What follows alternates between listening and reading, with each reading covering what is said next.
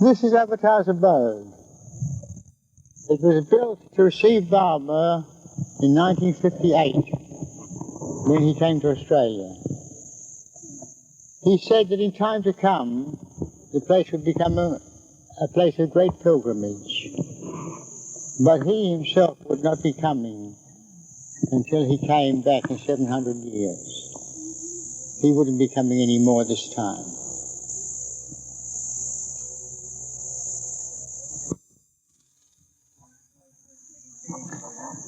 I am Francis Brabazon. I would like to show you around this place that was built for Baba.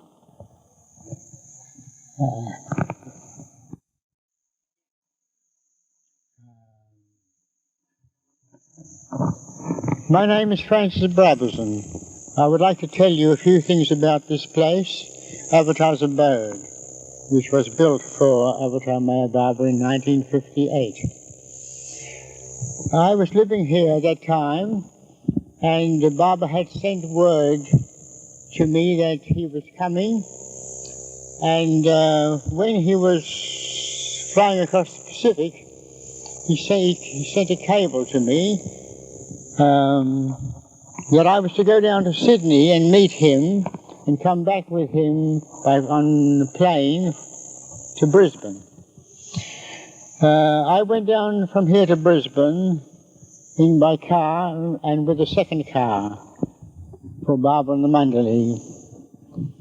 And then they stayed in Brisbane and I went on to Sydney and came back with Baba. We stayed overnight in Brisbane and we set out the next morning to come up here. We arrived here somewhere about noon. There were not a great number of people to welcome Baba, although his message had been given out as well as a few of us could manage. There were probably about 30 or 40 here then, and temporary accommodation had been built for them. The women in bunks of the old farmhouse and the men in army tents. And Baba, of course, stayed in this house here. Well, before I left to go down to meet Baba, I instructed one of the workers here to lock the door that night and give me the key when I arrived next day with Baba. This was done. And I took the key and offered it to Baba and said to him, this is your place, Baba. Will you be pleased to open it? Which he did. And the second day he was here, he said, he gave the key back to me and told me to look after the place for him. It was his place, and I was to look after it for him, and one day would become a place of great pilgrimage.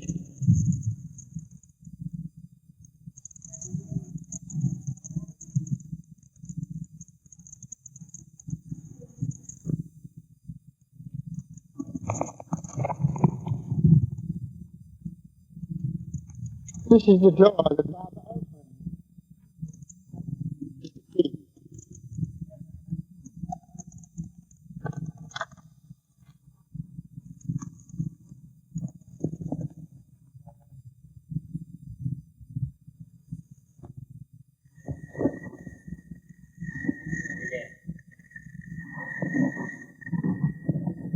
You didn't give me a signal.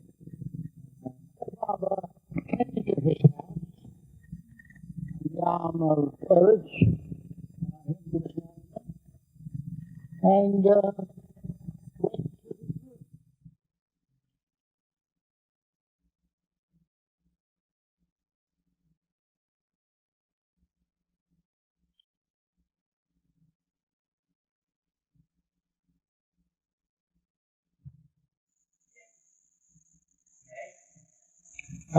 and so Baba entered his house on the arms of Erich And I think it was Nariman, because it wasn't so long after his second accident. Is this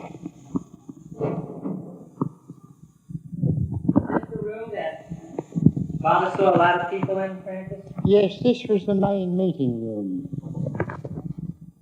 This was the meeting room where Baba met the people.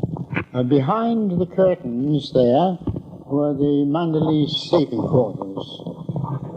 Simply four single cots with a kitchen sink. Did Baba see many people in this room? Oh yes, he saw everybody who came here, which was about 20 to 30, as I said a little earlier. And this door on the left leads into Baba's own room, where he slept and worked and gave individual interviews.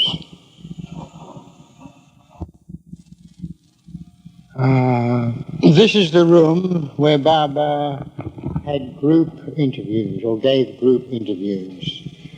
And this room here is where Baba rested and did his universal work.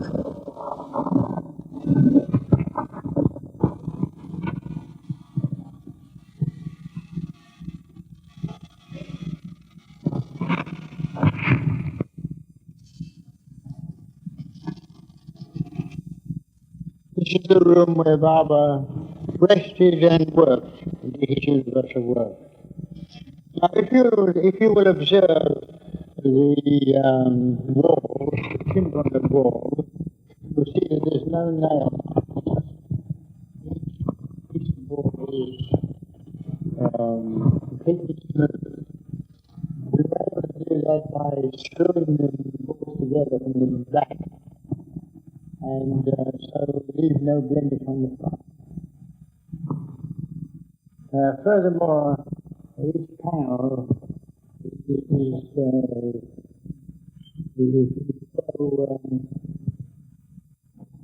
down, but they can be taken down and removed. We discover a more substantial house of Baba. Yes, this was Baba's bed, and this was his carrying chair. Baba had his second accident by then, and it was painful for him to walk about. So we had made that carrying chair. Over here on this table is an assortment of things. There's a Baba badge of wings. This is one of his famous alphabet boards.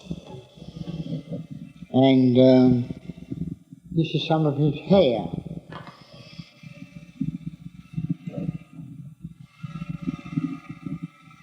We even preserved the strap in the back seat of the car we had at Baba rode in. When we find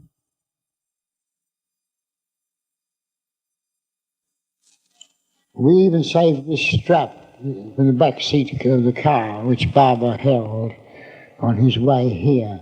When we disposed of the car, we kept this.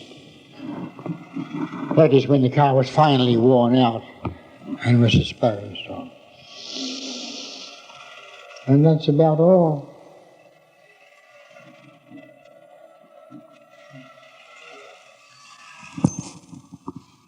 Francis, one of the things in the West that we always were interested to know about is how it came about that you were writing such poetry for Baba and for generally the world, because so many people now are able to read it. Mm-hmm.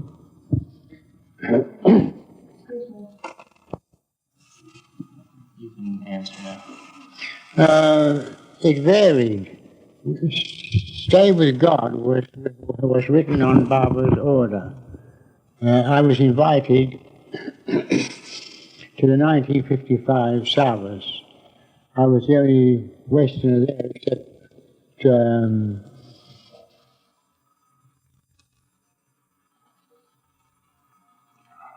group there? Is there a group there then? Okay. Repeat that. Repeat that from where? Stay with God was written at Barbara's request. I had been invited to spend the month of Sabbath at Mandali. With the exception of Don Stevens, who stayed 8 days, I was the only Westerner who stayed right through. At the end of that time, Barbara called me and said, now you've been here with me in my company for a whole month. I want you, when you go back home now, I want you to write a book on your experiences here under the title of Stay with God. And that was the book that eventually did come out. Where did you read the book too, Baba? This took place in September 1959. Baba gave me to the end of the year to write this book. And by the end of the year, I hadn't even started to write. Oh, my goodness. Then Baba came to Australia in 58. 58. Yeah. One of the first questions he asked me was, well, Francis, how's the book going? I said, it isn't. I haven't written a line. And he looked at Eric and looked to say, what's this impertinent fellow? And I said, well, he said, well, how come? Yes, Francis. 55. When Barbara came to Mayor House, Sydney, in 56, one of the first questions he asked me, it was in August, one of the first questions he asked me was, how was the book going? And I said, well, it hadn't even been started. Stop. Then Barbara gave me to the end of the year. That is the end of 56.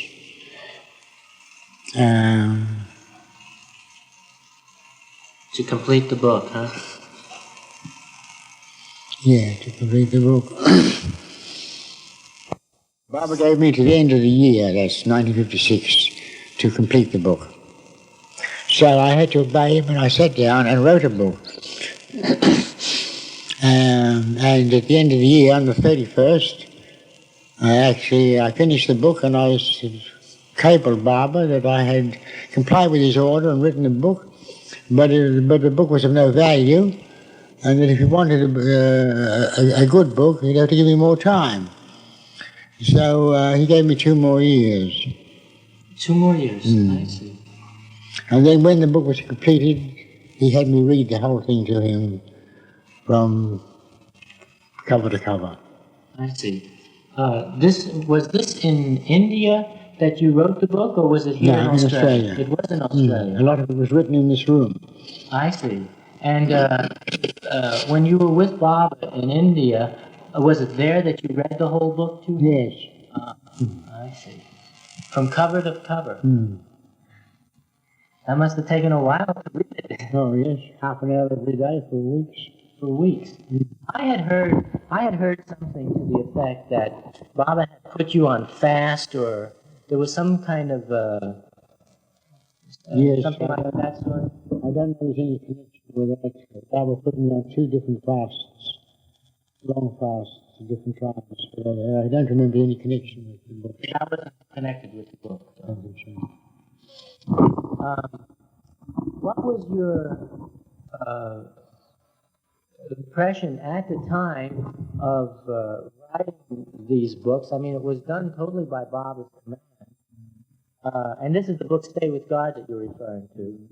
But did you have any, what was going through your mind as a writer? You know, that here now God has said, write this book. Yes, so what? So, what was going through your mind when you had to do this here job? Book, of course. It was just a book only? Did you have any thoughts, well, you know, here now Baba is expecting something really good and Well, one knows, come up to the... one knows standard. Baba expects something good. Yeah. Baba expects one's the best, so one just concentrates on doing one's best. One doesn't keep thinking Baba. Okay? Right. If you receive an order from the general, you don't start thinking about it. From him and some... Francis, just so that we have the question in the mic, regarding any instructions that Baba gave you for different books that you had done, what he had said about each one? Some were ordered by Baba, you may call them commission jobs, and some were done by myself with Baba in view. Book of Let Us the People Sing, that began by my having a desire to write some songs for children. There weren't any songs good songs for children. And so I wrote one or two, and when at an opportune time I read them to Baba, or rather I sang them to Baba, and he said, fine, he said, I want you to write a fresh one every day. He said, after 25 days, he said, that's enough now, for now. And I actually did do that, 25 in an hour. I'd never written a tune before in my life. So you can say that's an example of Baba's inspiration, supported by one's own sort of common sense and abilities. Yeah. Then with the industrialized thing, the ghazals, I had been listening to them now for several years. That's this Persian form of poetry. It was Baba's favourite form. And so I wrote 2 or 3 experimental ghazals. And then when the opportunity presented itself, I told Baba about them, and he told me to go and get them and read them to him. So I did, and then he gave me a fresh commission. He told me to write a fresh one every day. One each day? Mm-hmm. And in blocks, to present them to him in blocks of 4. And that went on month after month.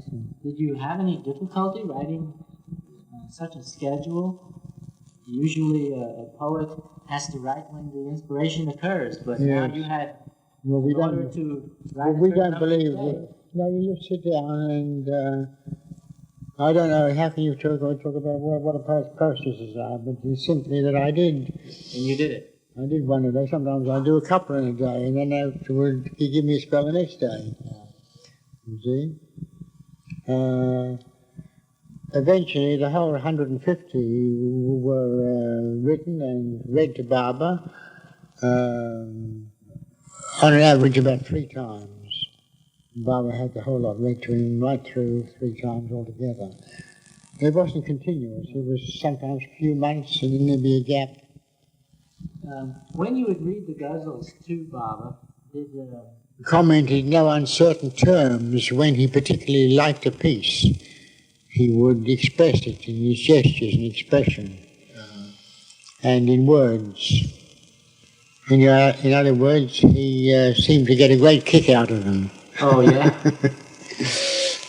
Can you sort of enact a little bit of Baba's gesture of what... That might be going a little too far. All right. At that time, no doubt that you were spending, I guess every single day for some long period of time trying to get everything in order for Baba, the way he wanted. Were there any difficulties involved in writing all of this material? Any difficulties? Yeah. In what? Well, I don't know. Was it ever difficult for you to come up with the number of ghazals that Baba wanted, or any other difficulty? No, I managed to fulfill my order each time. Well, I know... You know, in the old days, poets and musicians used to attach themselves to to lords at courts, kings and whatnot, you see, and they were given a commission to do a job, and they did a job. For instance, the Shahnameh, the Persian ancient classic, that was a commission job, 30,000 couplets at 1 golden piece per couplet. Well, when anyone gets a commission, one just starts to work on it. Good art is produced by tradesmen, not by artists. Art is just a trade. You simply practice the trade every day. That's all. And your commission was that of love. Oh, call it what From you the like. Avatar. Call it what you like. Yeah. Okay. Francis, you know the lyrics that you had written in the book Let Us the People Sing. I know very well that it was 25 because because at one time Baba said that I had to put music to them. Which you did. And I did it while I was driving a taxi cab in New York. So 25 songs. Good job of them. I remember I was only looking at them the other day. Were you? Did Bob? Now I wasn't there at the time, so you're going to have to tell me about this. Did Bob ever make any comment about it? I can't remember.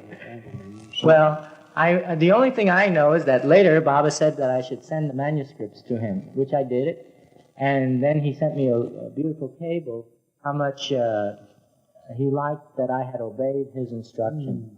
And that was the last that I knew. Francis, could you just say, being in Meherzad for, I think it was 10 years, for as long as you were there, how were you able to see Baba's godhood, the conviction of his godhood each day in such a close proximity with him? By his being a very ordinary man. No ordinary man could live, behave, and carry on the work he carried on. But he did it in such a natural, ordinary sort of a way. And so it was his very humanness, his very humanity was the proclamation of his godhood. Yeah. By ordinary, what do you mean? Ordinary, what an ordinary man does. Likes and dislikes, comfort, cold. He felt all the things that we feel. He experienced all the things that we experience. But overriding everything was this truth, perfection, divinity and humanity. Together. It's divinity and humanity equals avatar. You write that down as an person. Did you ever have any opportunity to see Baba's all-knowingness where he really knew everything? No, he was just constant. He knew all the time that he knew everything. No specific things of mind reading and all that stuff. Just everything. But it was Baba. He was the unique person, God man. Divinity and humanity. And that was experienced all the time. That's what made living with Baba hard work. Oh. It was hard. It's a great burden. You have to bear the burden of his divinity. And you were just a little human being. Put the ant under the elephant's foot. Is there any specific way would show how it was hard with the It was hard. I was exhausted. I'm not sessions of trauma. Done. And just standing on the bed. Well, what would happen in these sessions that you exhaust yourself like?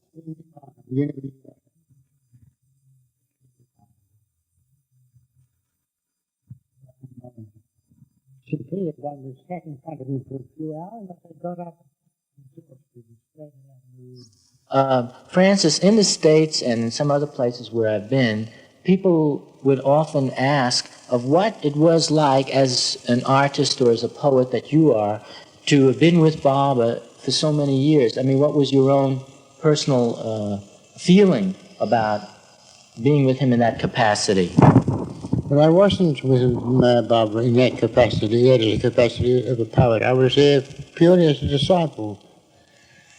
I continued to write because writing had been my habit for years. And it was a time pass, at India for pastime.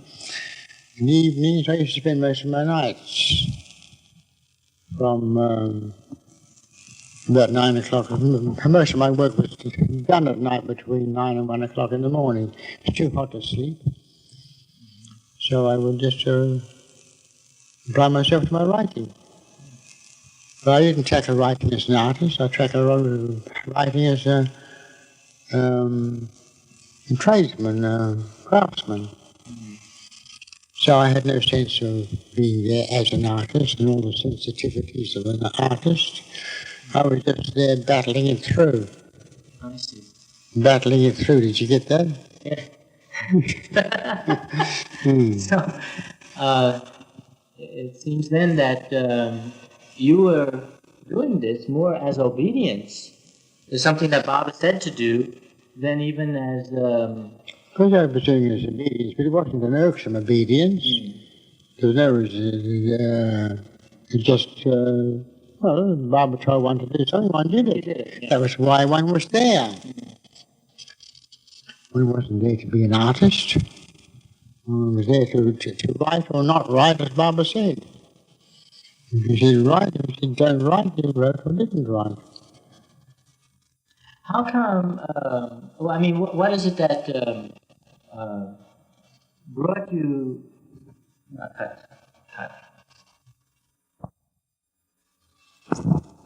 Francis, you had been saying about your going to India was at Baba's call, and that you had gone 3 times, but then this was the 4th time.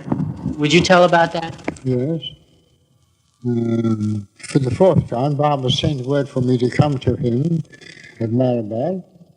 And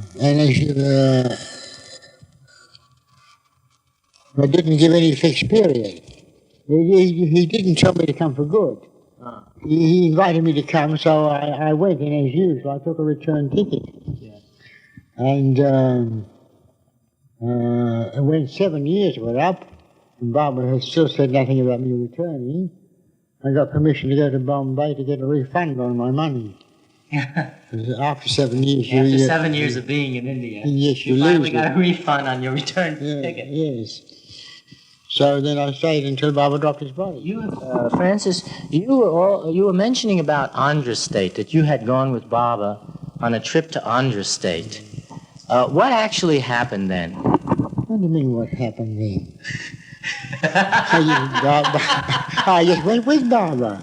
You went with Baba? Yeah. Well, we toured the state of India. You read all about that. There's nothing to comment on it. well, since you were there at the time, It's what I had to say of it is conveyed in the booklet anyway. State Journey with God, the tour of the state of Andhra. How long was that tour? 2 weeks. That was 2 weeks. And someone had told me that Baba had once sent you out with his instruction to be, in a sense, this may not be the right word, his representative, and that at that time many people, you had seen many people and embraced many people for Baba. Does this ring a bell with you? It's pure nonsense. Pure nonsense? Yes. All right, well that takes care of that. Baba never sent anybody out to embrace people in his stead. Uh-huh. Utter nonsense. All right, well that takes care of that rumor. Yeah. But I would like to know a little bit more about the 2 weeks what occurred at that time. Nothing good, just mass stations, different towns every day. We were like a traveling theatre group. Fresh stand every day, provincial theatre group. 40, there were 40 altogether. 40? Barbara was 40. He commented on that. He said, I like the number 40. Do you remember the story of Ali Baba and the 40 Thieves? Well, I'm Ali Baba and these are the thieves. I would. That was good, wasn't it? It's a funny bit. Okay. J. Barber. The four of us here, my wife Joanne, my mother Joan Bruford, and Francis Brabazon, and myself, Bernard Bruford, we're at Avatar's abode in the Bruford's house which was built soon after Barber first came here in 1958, where my father is now deceased, and Mum came with my sister and myself.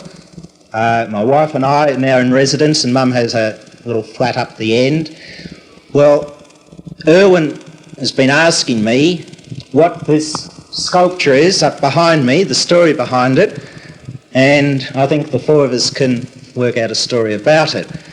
My father, he studied art at Melbourne Art Gallery in his 20s, and he gave up art. He did once say to me when I asked him why that he had nothing to say. Well, it must have been 20, 30 years he didn't do any artwork at all, and then after having met Barber, he suddenly realised that perhaps he did have something to say and started little sketching. And little sculptures, and sent a few of these over to Barber by post through Francis, and Barber sent back general words of encouragement. Then it got to the stage where sculptures were taken over by Bill Page and others who were going to India. Well, Barber sent back specific instructions that he was to make artwork his life work for Barber, and Dad took this to heart, and this piece behind me is the culmination of many such plaster of Paris busts. I know at times my father, with the place littered with them, would say it was time to smash them up and, clear the room. I always refused, but he used to smash them up and I'd fill in potholes on the road. Well, in retrospect, perhaps that was the best place for them when you consider what we finished up with. Well, that one up there, the original was done in clay, and his health was not too good.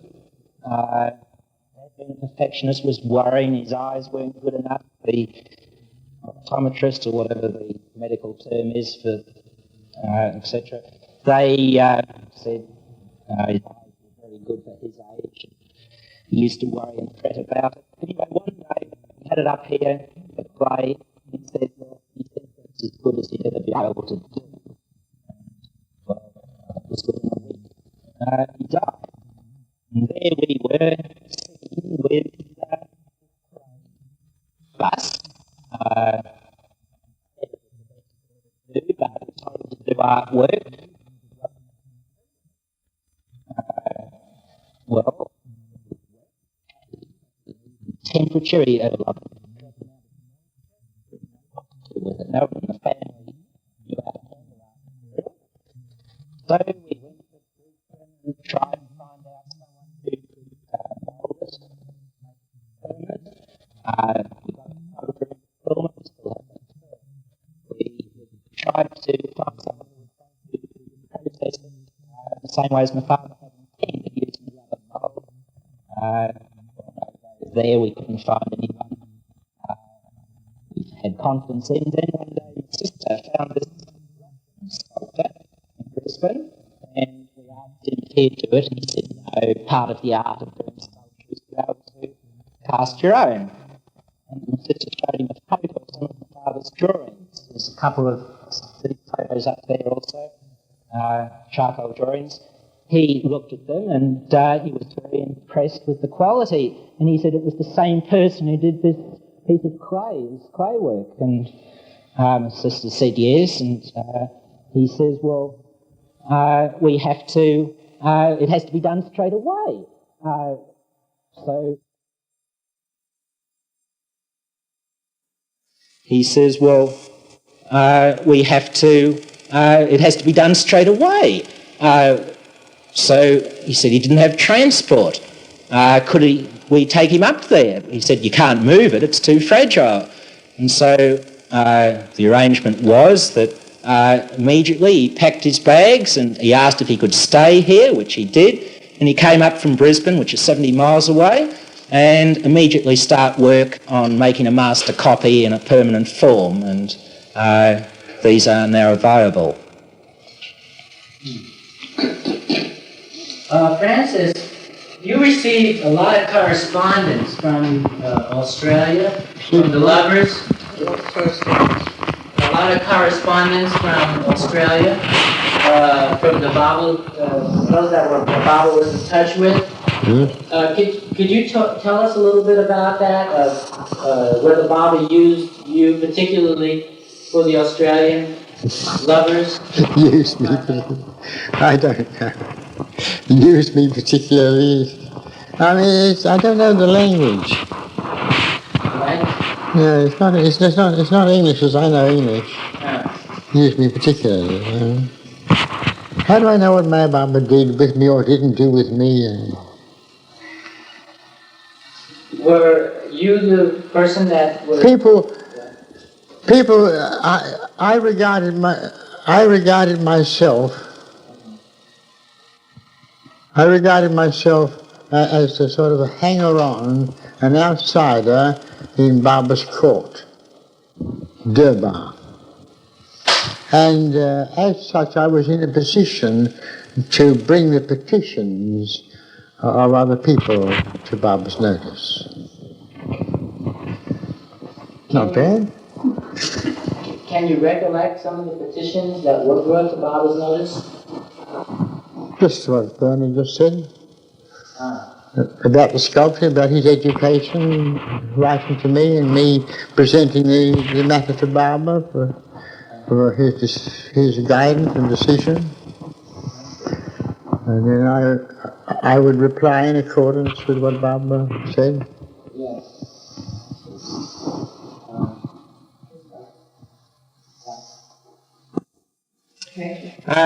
When I was young, 13, when Baba first came to Australia in 1956, a couple of little incidents which may interest a few. I remember one night at Mayer House in Sydney,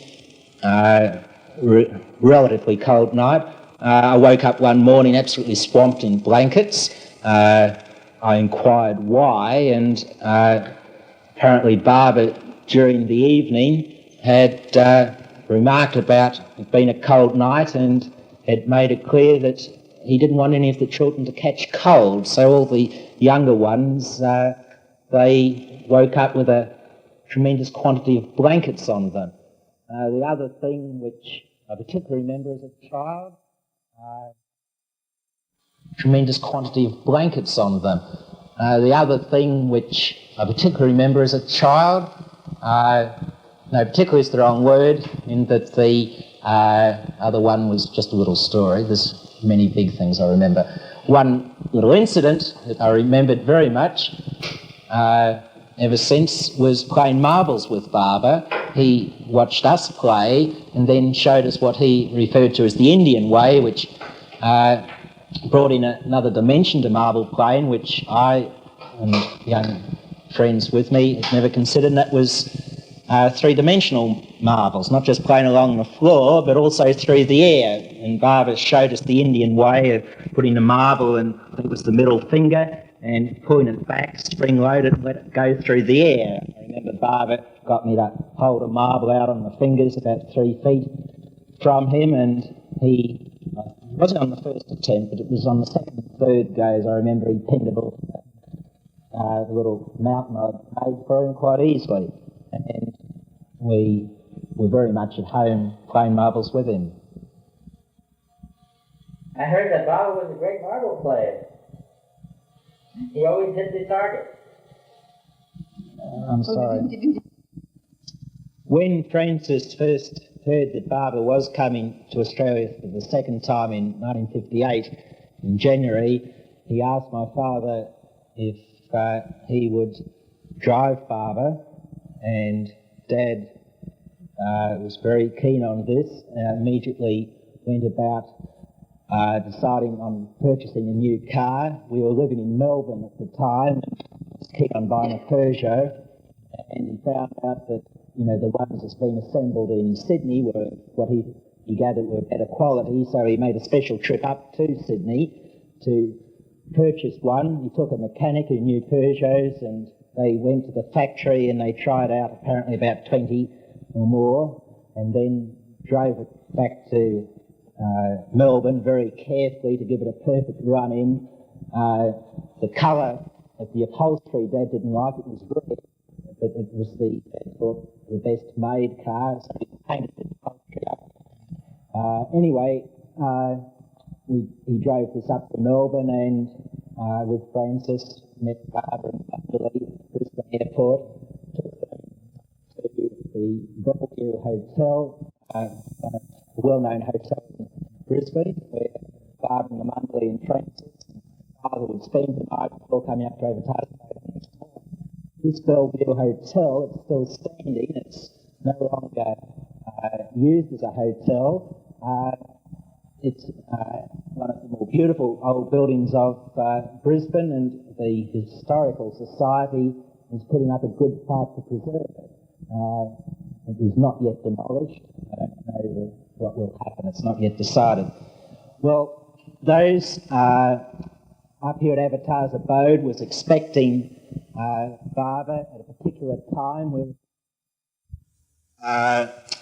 Up here at Avatar's abode was expecting Baba at a particular time. We were to meet them, all to be together, to give a welcome in unison for when Baba arrived, but they somehow arrived a bit ahead of schedule. Some of us were a bit late in getting down to where the others were, and it transpired later that one reason why they were ahead of schedule was the fact that on the way up, Baba had asked my father to drive fast, and while this lasted, apparently they gained time. Dad was always incapacitated, and driving was one thing which, amongst many, that he could do well, but he very much enjoyed cars, and I think driving Baba was Big thing in his life. a very big thing. I know Dad was saying afterwards that, you know, he was very sweaty. He kept the windows up for Baba's comfort, and I know he thoroughly enjoyed the trip.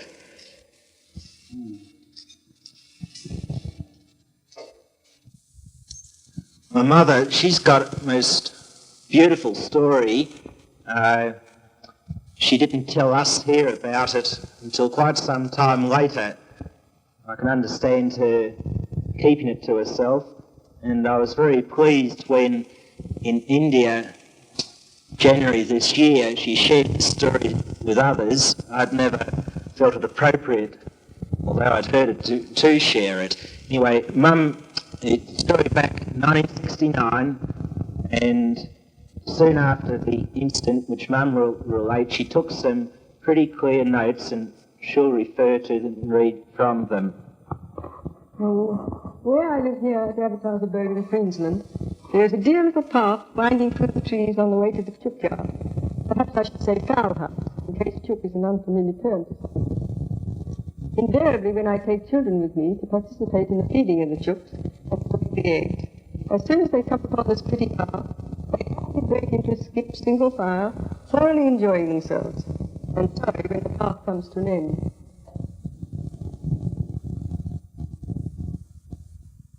Okay. I was feeding the chooks and passing along this path when I was halfway along the path, carrying 2 different buckets of towel tucker, when glancing ahead, I perceived Baba in full view, silent and still, about 30 feet away. I calmly thought, without any further ado, Oh, I'm so glad I can remember Baba so well. Turned to change the heavy bucket to the other hand, looked up and found his back. I'll just interrupt here. Is it appropriate at this... Sometime after breakfast, I took the morning feed. Passing along this path, prior to Baba's dropping of his body, I was about halfway along the track, carrying 2 buckets of different foul tucker, when glancing ahead, I perceived Baba in full view, silent and still, about 30 feet away. I calmly thought, without any further ado, oh, I'm so glad I can remember Baba so well. Turned to change the heavier bucket to the other hand, looked up and found he'd vanished. At this stage, it never occurred to me that I was being blessed with a vision, never dreaming I'd ever be associated with such. The next day, sure enough, Baba appeared once more. Again I thought, how fortunate I was to bring this to mind so clearly. Stooped to brush off some mosquitoes, worrying me, looked up at the path again, and only to find my mental picture of him was no longer visible. I think these occurrences lasted still in the same place in the same manner for 3 consecutive days. I can't remember. Anyway, on the Friday, the day beloved dropped his body, I seen him there in his pink and blue coat. Somehow the 2 colours were combined. My attention was immediately transferred to myself. For my torso, except for the rib cage, had become transparent. I can distinctly remember seeing the foliage of my surroundings through it. There was no more than me, barring my head. Immediately after my body had vanished, itself also vanished. It was one incredible moment, or more, for I have no idea how long it was gone, leaving myself for one incredible moment as nothing. How to interpret all this I'm at a loss to know, for as soon as I come by one possibility, another presents itself, and yet another. The Father would Brabazon's abode, as he has told us he would, over and over again. Someday in the future, an explanation will possibly come to pass, presenting to me a clear understanding of the situation. Mum told that story. I first heard it from her from these notes in January this year in India. The next month, February, our little girl, Shakira, had a birthday party here. And when we were in India, I remember Mum's description about the path, the type of path that little kids would like to skip along. And during the afternoon when we had these kids here for Shakira's party, I was delighted to look up, and there in single file was about 6 kids skipping along that same one path. A delightful picture indeed. Absolutely delightful. And I think, yeah, both Mum and Francis saw it at the same time. But it bore out the description of this path.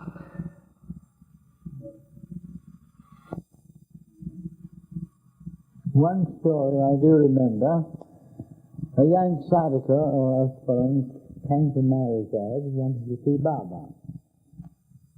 One of the Mandali went in and saw Baba, and I told Baba about this young fellow. Mandali went in and saw Baba, and I told Baba about this young fellow. And Baba sent out word that he could come and see him for 5 minutes. 5 minutes. But this young fellow was so addicted to rituals and ceremonies and spiritual exercises that instead of going straight into Baba, he had a bath. Wow. Yes, he was purifying himself, you see, so as to make himself purified enough to enter the presence of the Master, you see. And then after he finished his bath, he stood on his head, you see, and that helped further purification, presumably. And despite the fact that Baba 2 or 3 times sending out word that he could come, he continued to prepare himself to come. I don't remember whether Baba sent him away or what happened. That's all I remember. It just shows how foolish people can be who are supposed to be dedicated to the path. Apparently he had little understanding of the ways of the master. No understanding at all. He just was continuing to practice his own yoga. What such fellows do, I found, one of the things I found out about this whole thing, if he had received Baba's blessing, I don't know whether he had or not, but if he had received Baba's blessing, his next move would have been to go to the village and sit down there and do one or two little tricks, occult tricks, and earn the support of the village, some of the villagers. That's how they live. What kind of tricks would they perform? Oh, occult things, psychic things. Did any such person? See, that sort of thing impresses ignorant people. And so it's easy for these chaps to earn a living.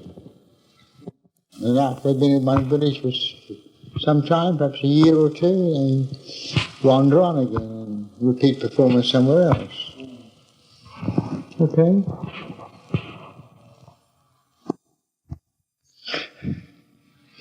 Okay, Francis, you're on. How did Baba play checkers with you? No, go ahead.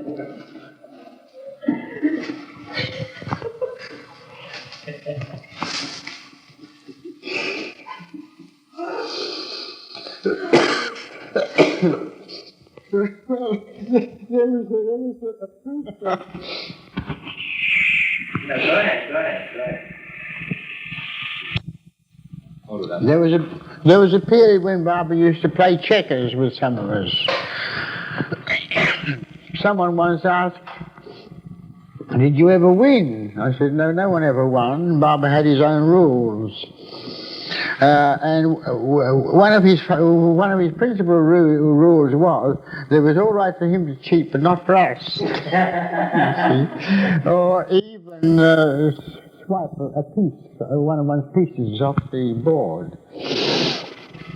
You mean you would take one of the checkers off the board? Yes, with a sort of sleight of hand trick, you didn't see it happen. You suddenly, after a while, you thought, "Oh, I seem to be a man short somewhere." That's all. All right. Regarding my first meeting with Baba, I was taken into his room at Myrtle Beach, it's in 1952, and he embraced me. Regarding my first meeting with Baba, which was in 1952 at Myrtle Beach, I was taken in to the room where Baba was, and he embraced me and asked me would I do anything he told me to do. And I said, "Yes, Baba. I'm sorry, you have to. I've got the thing back to front." I was taken into the room where Baba was, and he embraced me and said to me, "Do you love me?" And I said, "Yes, Baba." And then he said, "Will you do anything I tell you to do?" And I said, "Yes, Baba." And he turned to the Mandali who were with him with a gesture of, "Well, that's good." No feeling. Feelings came later on my return. Baba, I saw Baba for 3 mornings running, and he told me to return to Australia. And I went back to New York to get passage to Australia. Where shall I? There was no ship going out of New York to Australia, so I went. I heard that a freighter had left to go to New Orleans, and I took the train from New York to New Orleans and got shipped there. It wasn't until I'd been a week on the voyage home that I started to experience the emotional side of it. And I wept constantly for 1 week. Then that passed away, and I laughed constantly for 1 week. Then that passed away, and I laughed constantly for 1 week. And then that went away too. Yeah. One thing that I often noticed, being with Baba, particularly when there were many people about, for example, at the 1962 East-West gathering at Guru Prasad, this same thing is captured on film. Those who didn't meet Baba would be able to see it there. And while we were sitting for hours watching Baba embrace people, it always used to fascinate and delight me. And this is how Baba, he could give everyone his total greeting, and with so many people he was able to give this to many at the same time. For example, someone would come up to him and Baba's eyes would be greeting this person, the person perhaps might bow to his feet. As soon as that person who's bowing down, as soon as the eyes left Baba, Baba would then with his eyes and gestures be greeting other people. And as soon as that person's head was raised, Baba was bowing down, Baba's eyes would always be there to meet him again, as if that person would feel that he had Baba's total attention, that he'd be able to do this with several people at the one time. Never was Baba's glance missing from the person when they went to receive it. This is, I've noticed it on film, for those who haven't met Baba, it was one aspect of him which was delightful. Those who haven't met him, I think, would like to share that if they search it out in the films.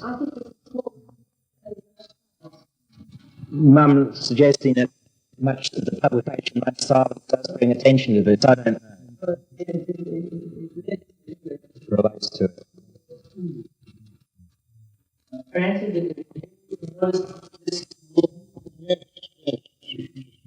very distinctly.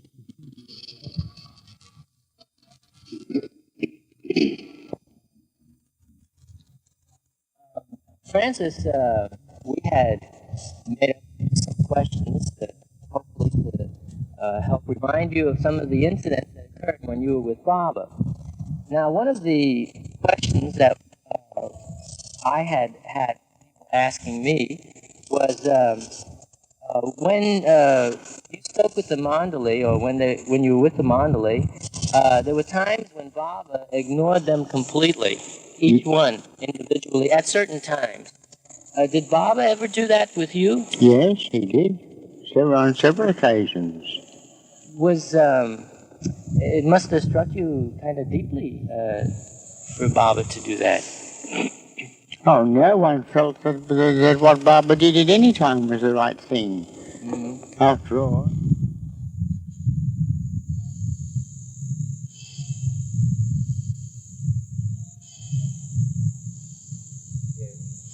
One day, after a session inside the house with Baba, Baba came out here, supported by Eric and Nariman, and walked up and down here slowly, and then stopped on this spot where I'm standing, and turning to the Mandalis, he said, "I like this very much." And then he said, "I'm very happy with it." That's all. Was a reference to Avatar's abode. Yes, yes. The whole, the Avatar's abode and the whole panorama. He liked it very much. And Baba added that one day this place of his would become a great place of pilgrimage.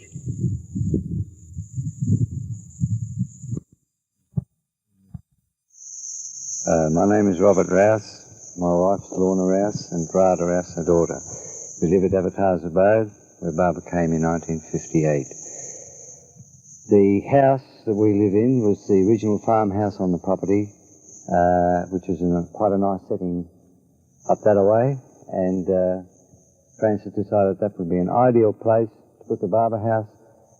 So the farmhouse was moved down to its present location. At the time, there was no concrete on that road there. It was just a bulldozed dirt track. It had rained for a month, and the house was brought down on the back of a truck. The bulldozer at the back to slow it down so it didn't run away. And it was moved and set up in this new position here. It was quite dangerous bringing it down because of the slippiness of the surface, and it was a house on 2 railway lines, and too much movement and the thing would have been lost.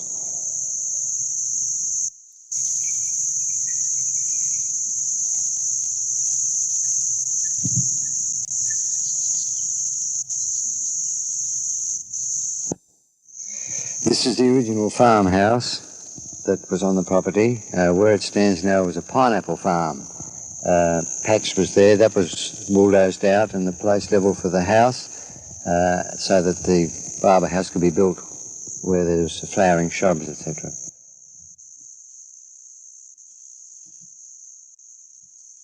The farmhouse was used as quarters for the women during Baba's stay here. He visited it about the second day, I think he was here. He came down and went up the front steps and into the house.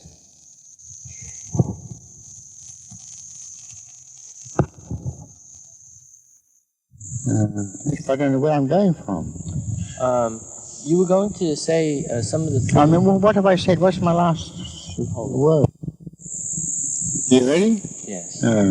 Yes, Baba did ignore me sometimes.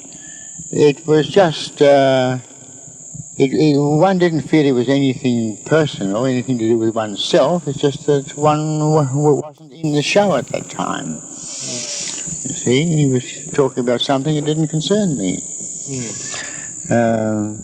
Although he still required me to sit in his presence, I was never allowed to go outside. Yeah. I just had to sit there and say nothing. Just be there. Just be there. And just... Life went on, and I was just there, sitting there, see, doing nothing.